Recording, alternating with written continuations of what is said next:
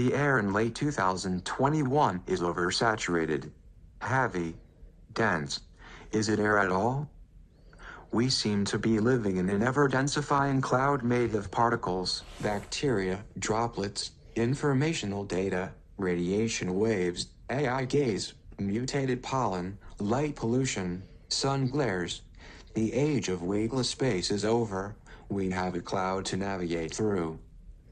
We are interested in your understanding of the ever-growing cloud condition we live in. Send us a physical artifact object, drawing, film, text, cloud that captures this cloud.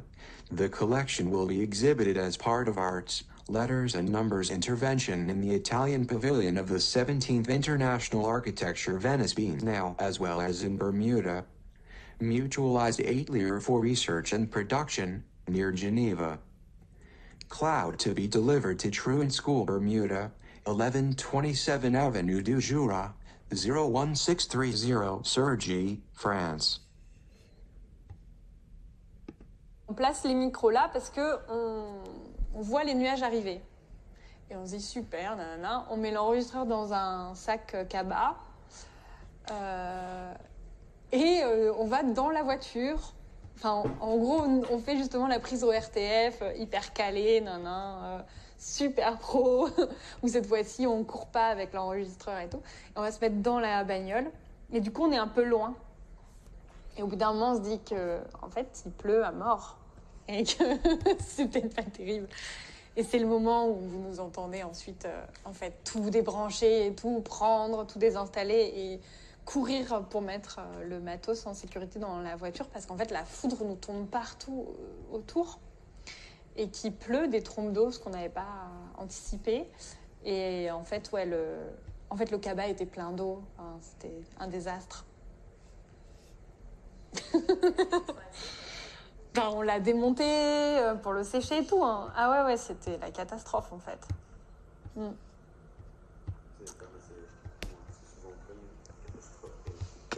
Ouais.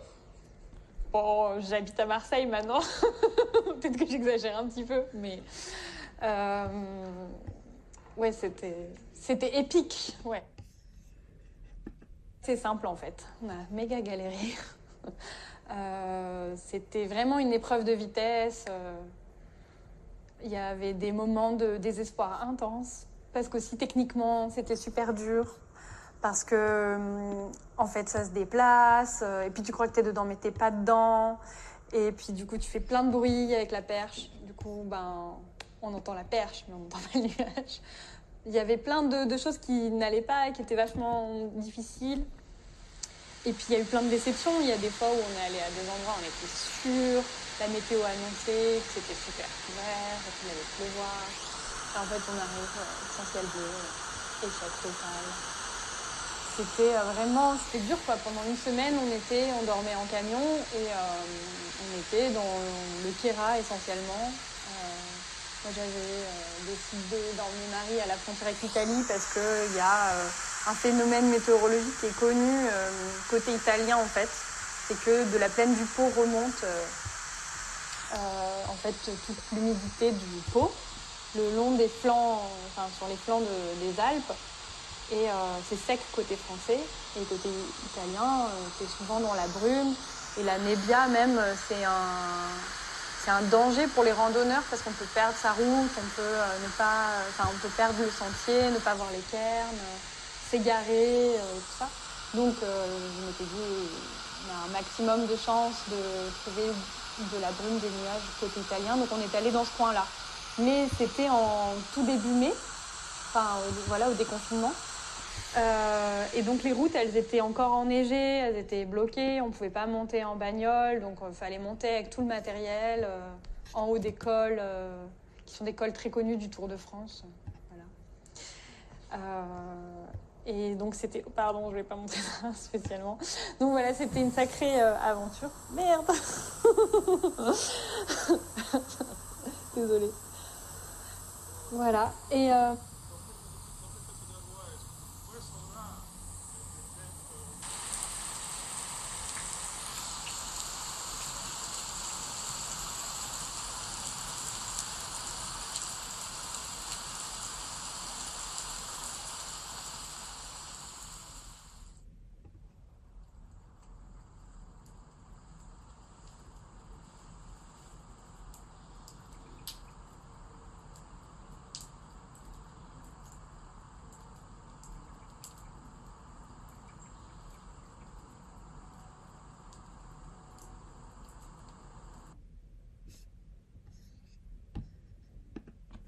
But nevertheless, this kind of protocol has also been kind of perverted, you could say, by the kind of effects of privatization, by the effects of real estate development.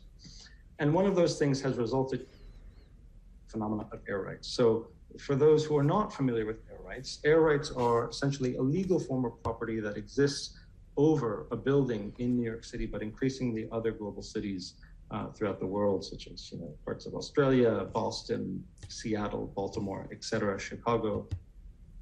But excess development rights, which is determined by one's floor area ratio, can be traded to a neighboring property.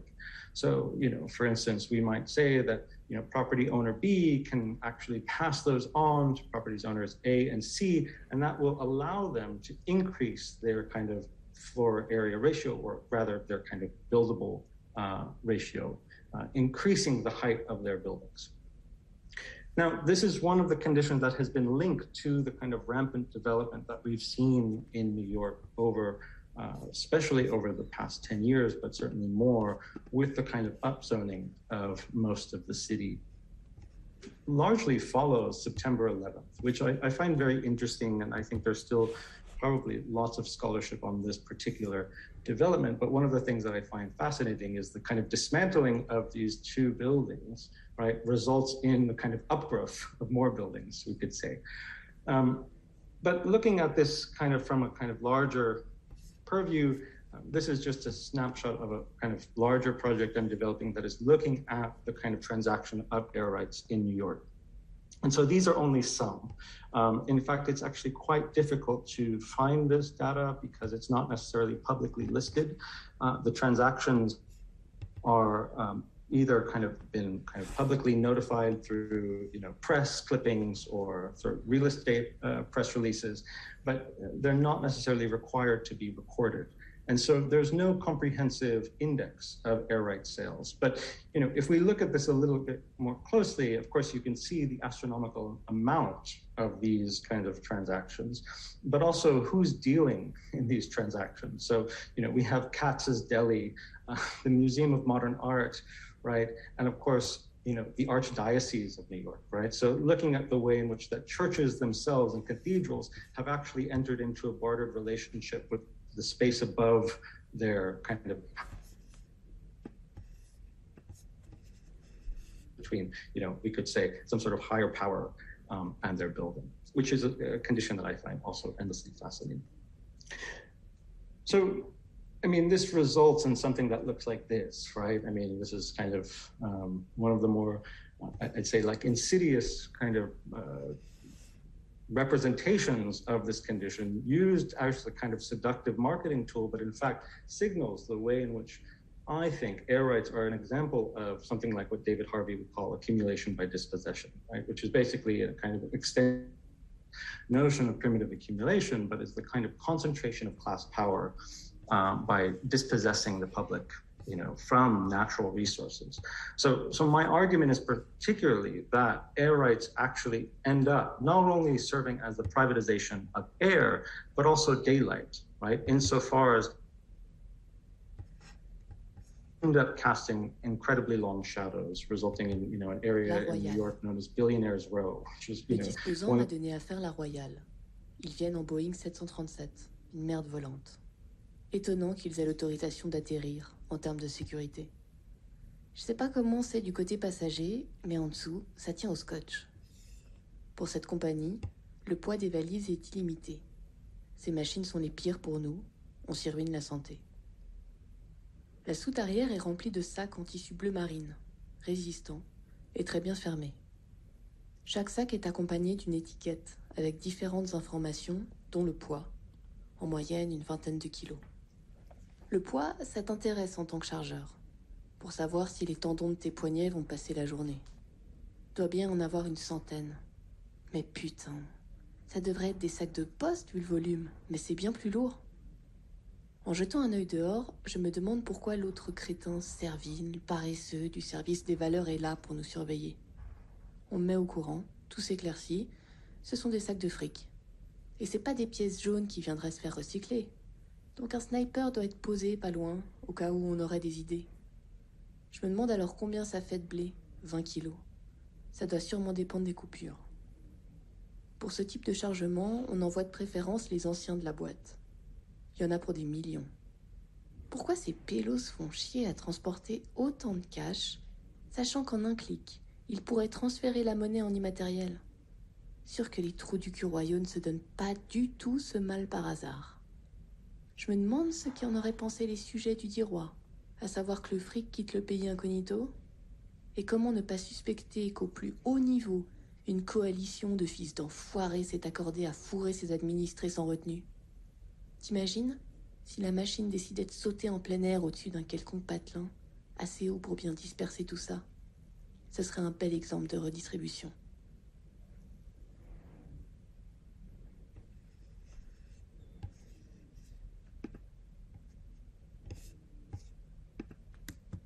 Il raconte, ce matin-là passe au-dessus de la ville, comme les 2 jours précédents, un avion américain de reconnaissance météorologique en quête d'une ville sans nuages.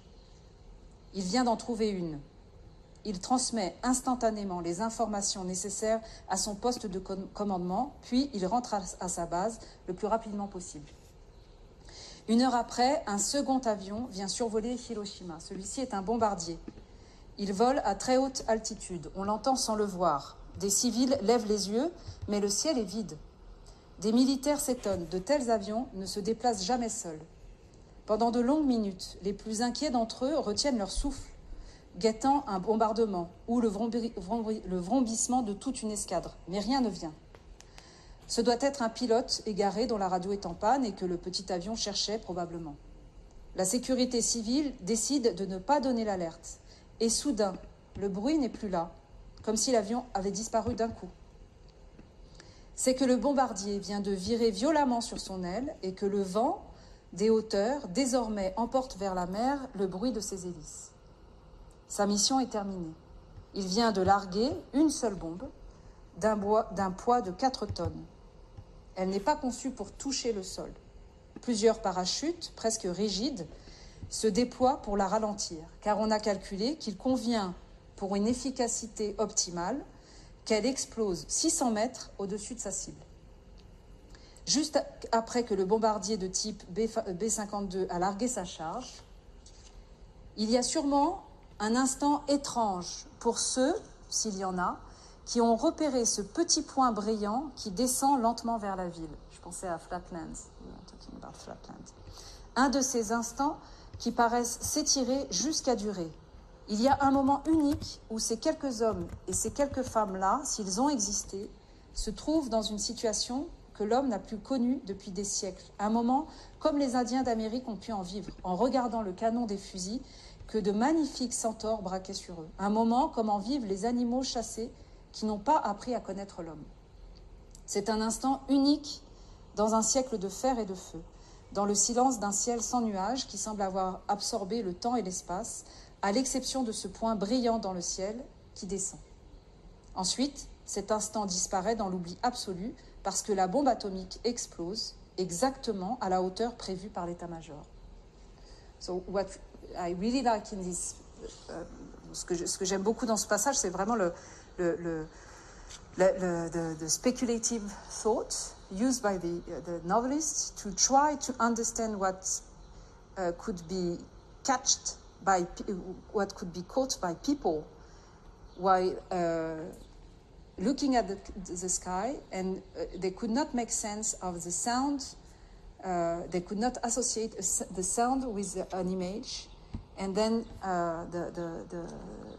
the explosion happened. Akira Kumo is 13 at that time, and he's on his way for school with his small sister, and they want to have some kind of truant moment, and so they jump into the river. Il reste environ 20 minutes avant 8h30. Bientôt, Kinoko et Akira vont être en retard. Kinoko vient de remonter sur le sable déjà chaud. Donc c'est la petite sœur. Elle court vers le camphrier pour se rhabiller. Akira plonge pour la dernière fois. Akira refait surface à 3 mètres du bord. Il se tourne vers sa sœur comme toujours, et pendant que Kinoko est baissée sur sa seconde chaussette, La silhouette tristement familière de la directrice de l'école se découpe sur la route. Maintenant, Kinoko a vu la directrice. Et comme elle a bougé, la directrice les a vus. Elle lève un poing menaçant dans leur direction. Kinoko a un geste de pudeur que l'éloignement rend encore plus ridicule. Elle couvre son bas-ventre avec sa chaussette. Il vient à Akira une idée plus absurde encore. Il replonge. Il doit être 8h14. Il sait qu'il peut rester au fond pendant de longues minutes. Il se retient à des pierres moussues et froides, à des algues rêches. L'eau est glaciale. Il pense absurdement que la directrice ne les aura peut-être pas reconnus. Il sait que la directrice ne s'abaissera pas à les rejoindre au bord de l'eau. Il pense donc qu'il pourra toujours nier s'être trouvé là. Puis tout cela finit, comme toujours, par le faire rire, et il laisse échapper presque tout son air, et il va falloir qu'il remonte très vite. Donc il y a encore une connexion avec la capacité respiratoire. C'est à ce moment-là précisément que l'éclair inhabituel d'un bleu très beau frappe le sable du fond. Akira ne bouge plus. Puis il suffoque. Un grondement sourd, comme venu des profondeurs de la terre, balaie toute la surface de l'eau. Akira remonte et reprend pied. Il ne comprend pas. Il ne remarque même pas d'abord que Kinoko n'est plus là. C'est tout le paysage qui a changé, comme dans un rêve. Tout semble un autre jour ou un autre moment, un autre lieu. Par exemple, il fait beaucoup plus chaud qu'avant et ce n'est pas la même chaleur. Comme l'odeur répugnante d'un four sale chauffé à vide. Le sol est gris, il flotte une odeur si infecte que bientôt on ne la sentira plus. C'est une puanteur de charogne, acide et grasse à la fois. Le ciel même est étrange. Like the story of Humboldt and his calibrated sensibilities, this story brings up the idea that the passage of a cloud is first and foremost a sensitive experience, which cannot be reduced to univocal figuration or univocal capture.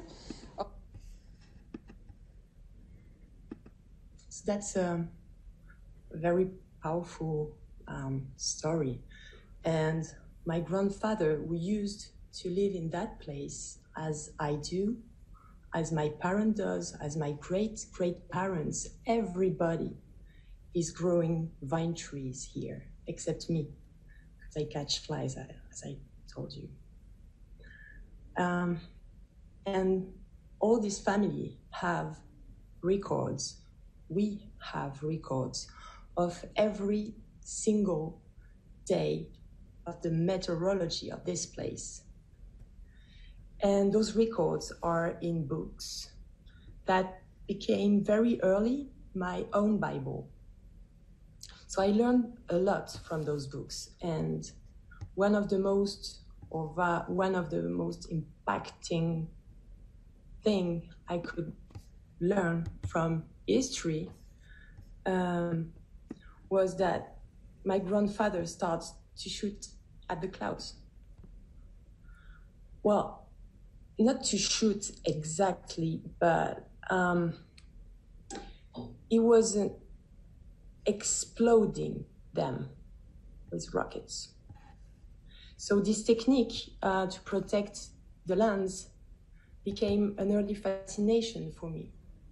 And how violent is that act? And how violent is this answer?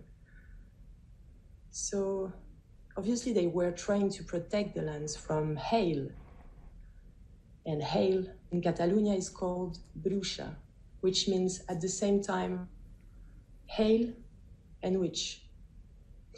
And so I can show you some of the pages of this book, but I would like to go with you into some of the works I realized related with the clouds, trying to understand who they are.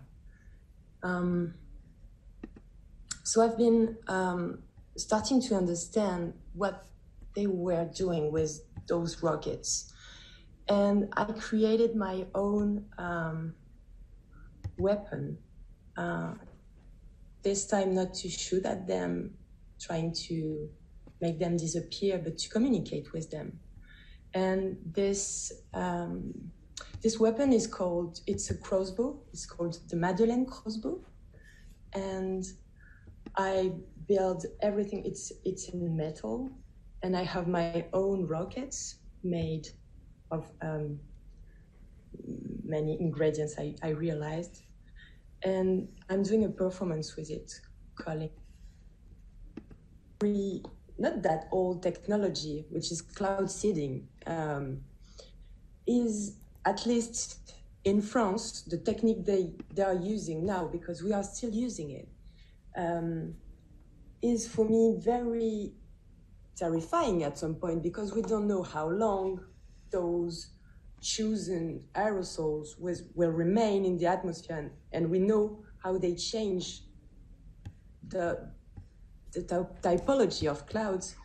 So it's very frightening, but it is, in the French system, also very poetic and very beautiful. And I cannot have a clear position like this is wrong or this is good, because, well, I have to explain you the French system. Basically, you have small chimeneas today all around France. And let's say here in the Pyrénées-Orientales, there is 20 people that are in charge of the seeding system. What Sarah said about the image from Apollo is interesting, because it's, again, a sort of demonstration of the fact that we have actually a real connection to the Earth passing through the sky. So it was an extremely interesting paradox, the fact that we get an image of the Earth only from the point of view of the sky, and now there is a huge discussion, even made by Latour and so on, who said, and a lot of people says this is a sort of alienation, and we have to, in a way, to quit this kind of image taken by the sky. But to me, it's interesting the fact that we have no immediate relation to the Earth. We have to take or to inhabit the sky in order to have a relation to the Earth, even from a cognitive point of view. So we have to pass through the clouds in order to have a relationship to the military Earth. Project from exactly the like 40s in the US called Project Diana, which was the first time in 1946, January 16th or 17th, I don't remember exactly. Actually, the same day David Bowie died, which is quite... So they managed to bounce the first radio signal off the moon, which was it was just a tiny beep that bounced on the moon, but before that they couldn't pass through the upper layers of the atmosphere, the ionosphere, and so this first beep that came back after 2.5 seconds was the launch of the space age, because they could manage to communicate with space, and it led to many important things, but it's a very small event. So that was the point of departure of the film. And I met a series of people having strange ways of communicating with each other, or let's put it this way, trying to communicate with invisible beings, trying to talk and listen to invisible beings. And the first of them were radio hams. So I don't know if you're familiar with radio hams. They are to the most important aspect people of the event and describe communicating with each other through radio signals or radios, but it's very controlled, and there's a whole... You have to get a license to... there are certain things that you can say and many things that you cannot say. It's very controlled, but I'm not going to talk about this right now. You're going to see the film later. And they had this very, very strange way to talk to each other. Purpose. Bio. And from there, I met also other people, bird watchers, that mimic bird calls to get to hear them. And the ghost hunters.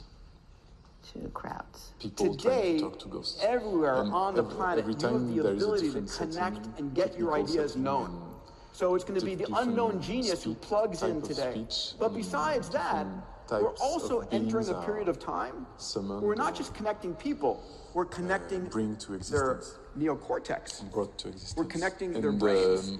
During right? the So research for if this you look project, I right met now, there is billions of dollars being stuff invested that in could not brain-computer interface. fit in the film. Right, from And one my of friend those things Brian Johnson at Kernel, or Elon at was called Neuralink, or Neuralink. Open Water, or That's Facebook, or what I'm Google, or going to talk IBM, about. BrainGate, all of these companies, as well as Because it's national, a new you film. got to believe, It was right, way too that big to you be have into. in the defense departments of every nation massive investments going in this way. I mean, if I told you, listen, would you rather have a population that's twice as smart as anybody else, or anything else? Human intelligence is going to be the dominating driver in competitiveness in the century ahead.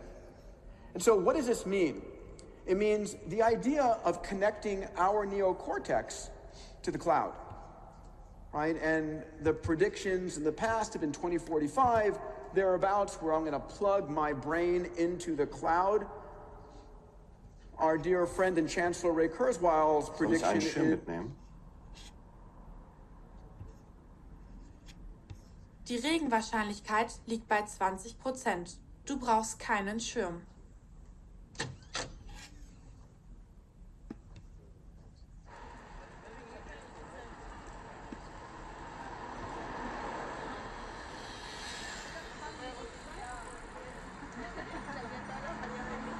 Warum kommt der Bus nicht? Der Bus hat eine verkehrsbedingte Verspätung, Frank. In den Beförderungsbedingungen sind keine Ansprüche auf Ersatzleistungen vorgesehen. Der schnellste Weg ist zu Fuß. Warum will sie nicht mit mir schlafen? Sie ist müde.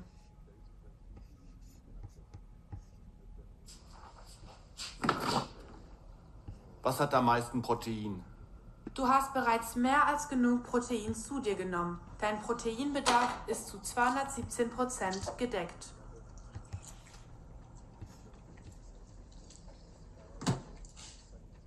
Neben wem werde ich sitzen? Geschäftlich unterwegs Professor Kunze, Uni Furtwangen. Forscht zu Robotern in der häuslichen Pflege. Privat unterwegs Hildegard Schröder, Rentnerin. Den kenne ich. Wer steht neben mir? Ich bedauere, aber es ist keine Identifikation möglich. Sorry, Frank, aber es ist keine Identifikation möglich. Sein Name ist ni vu ni connu. Unbemerkt und unerkannt. Keine Identifikation möglich.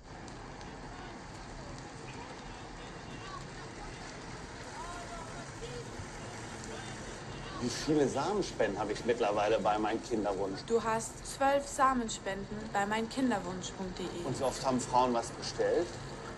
Bislang wurde von dir noch keine Samenspende bestellt.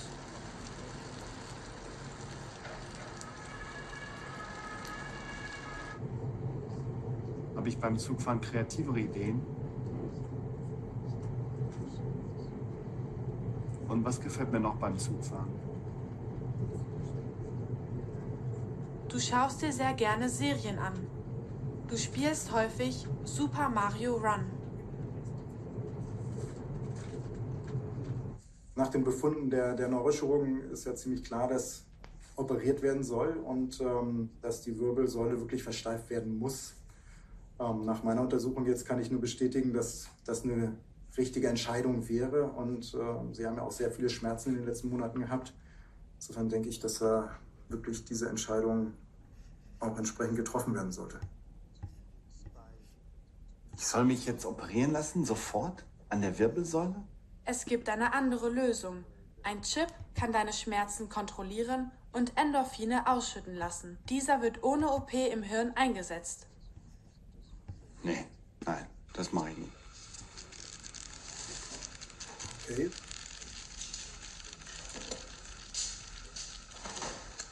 Und wieso haben die so reagiert? Frank, als White Male Artist gehörst du der dominierenden Klasse an. Auch wenn du sympathisch rüberkommst, schützt das nicht vor Mikrogewalt, die du durch deine Wortwahl auf andere ausübst.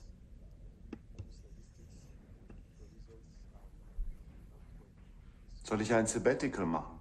Bewirb dich bei deinem Arbeitgeber um ein unbezahltes Sabbatical. Eine Pilgerschaft. Wochenlang zu Fuß.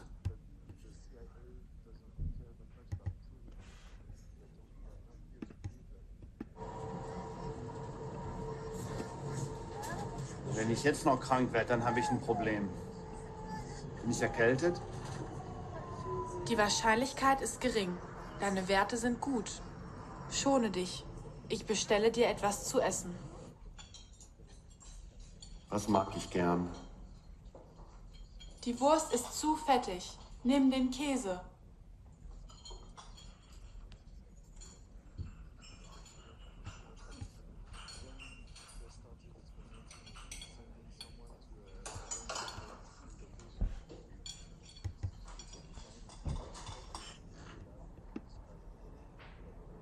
Ist jetzt ein guter Zeitpunkt, um nach einer Gehaltserhöhung zu fragen?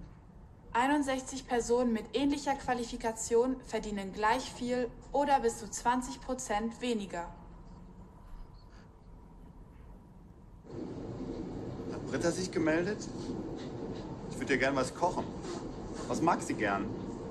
Oder verträgt sie etwas nicht? Nein, Britta hat sich noch nicht gemeldet.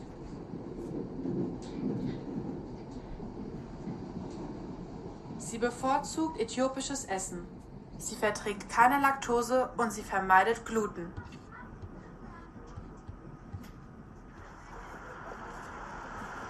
Die Jacke würde mir gut stehen. Sorgfältig ausgewählte Häute von Piemonteser Kälbern und höchste handwerkliche Präzision bis ins kleinste Detail der handgestickten Applikationen machen diese Jacke zu einem wahren individuellen Meisterwerk.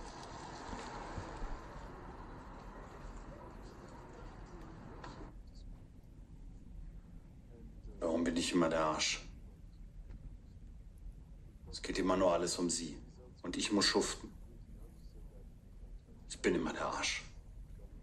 Du darfst auch mal Nein sagen, Frank. Das sagst du so einfach. Mach ich doch. Aber sie hören nicht zu. Es geht immer nur um sie. Du musst Abstand nehmen, Frank. Und dann bin ich wieder der Arsch.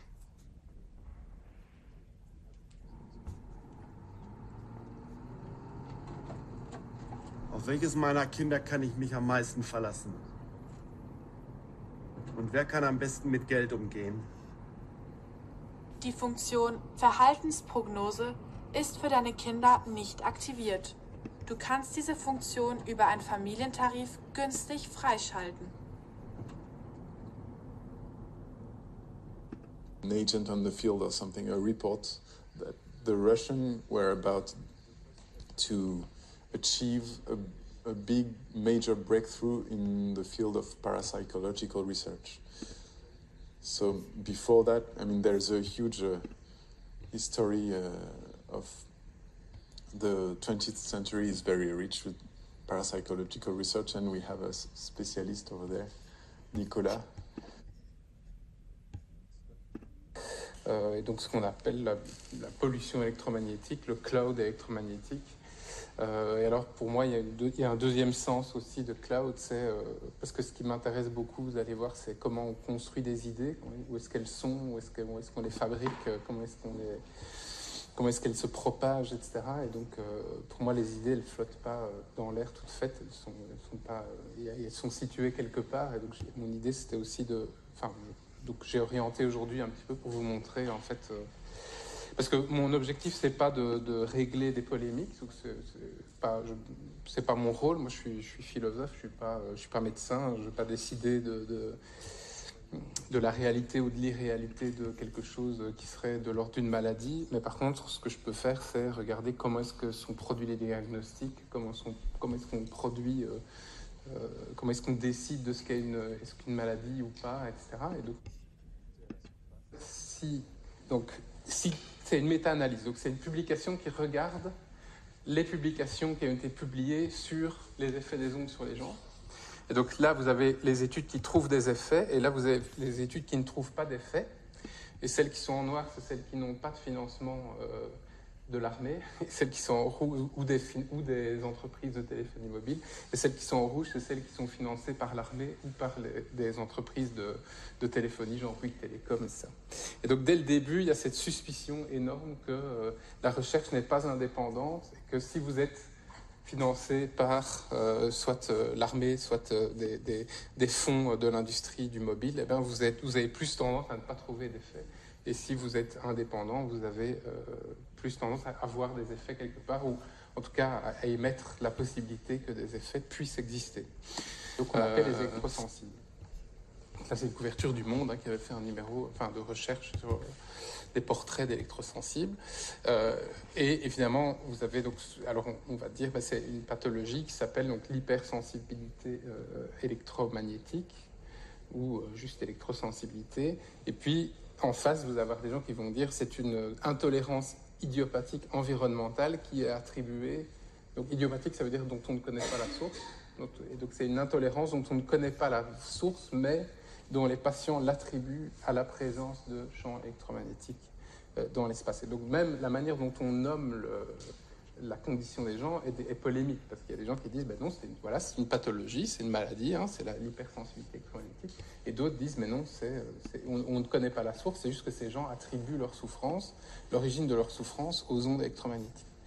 Donc là, je vous montre un extrait d'une vidéo. Here at the MIT Computer Lab was actually the random access memory. So before actually a long time, like punch cards as well, you could only write to them, and there, once you have written your information on a punch card, it's on a punch card, it's stored. What you have here was in the late 1960s and early 70s, the idea that suddenly you have a random access memory, a memory where you can store information in order to loop them back into your calculation and kind of have a recursive process in the calculation of your memory.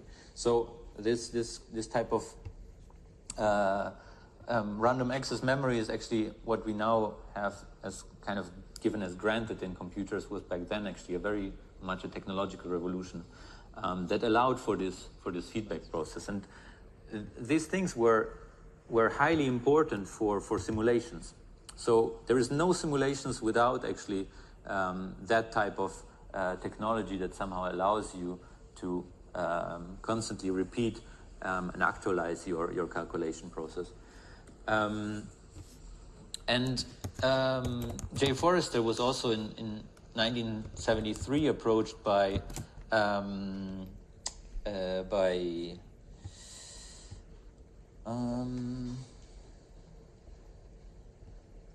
I forgot. It was a kind of big society which was full of lobbyists. It comes back to my name, but the name will come back to me. But where calculations are actually not based anymore on binary codes, on kind of zeros and ones, but of quantum computing. And that again, it's a form of calculation that is highly effective on the calculation of probability, because you have to imagine it's a kind of a quantum cage where you shoot a particle inside, and depending on whether that particle kind of is closer or further away from your target, you measure it, and it gives you a probability. So it's not anymore based on the fact that you have what you have now. If you calculate probabilities, you reduce the probabilities to zeros and ones, but your whole calculation process is already based on probability. So it introduces actually a whole different, a new paradigm in calculation in itself, which will certainly have effects upon how calculation works and how it will affect actually also daily life. And the omnipresence of servers have been also, I think, more and more being reflected in architectural design and in cultural practices. For instance, as in the OMA design here for an unmanned data center, or in that recent by the problem of nature inside these architectures. Like when you see this is actually the first logbook of a computer bug that has been detected in 1947.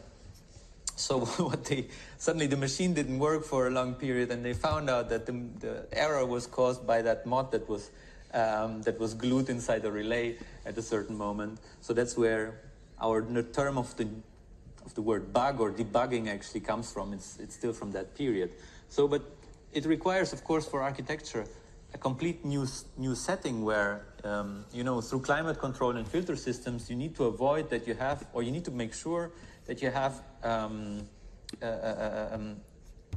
architecture that facilitates a climate for machines, and that climate for machines needs a lot of facilities and needs a lot of infrastructure, which is hidden at the same time. So one thing is for sure the cable floor that suddenly has been introduced and became a crucial element in the design of office buildings, and the suspended ceiling.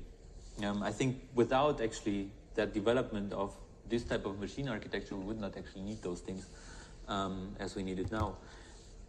And you have some architectural designs which have been suddenly also working with that, new requirements. This is from Gottfried Böhme, building of the Statistical Service in Düsseldorf, where the ventilation of that building is actually being so important it became the main kind of design element of the facade of that building.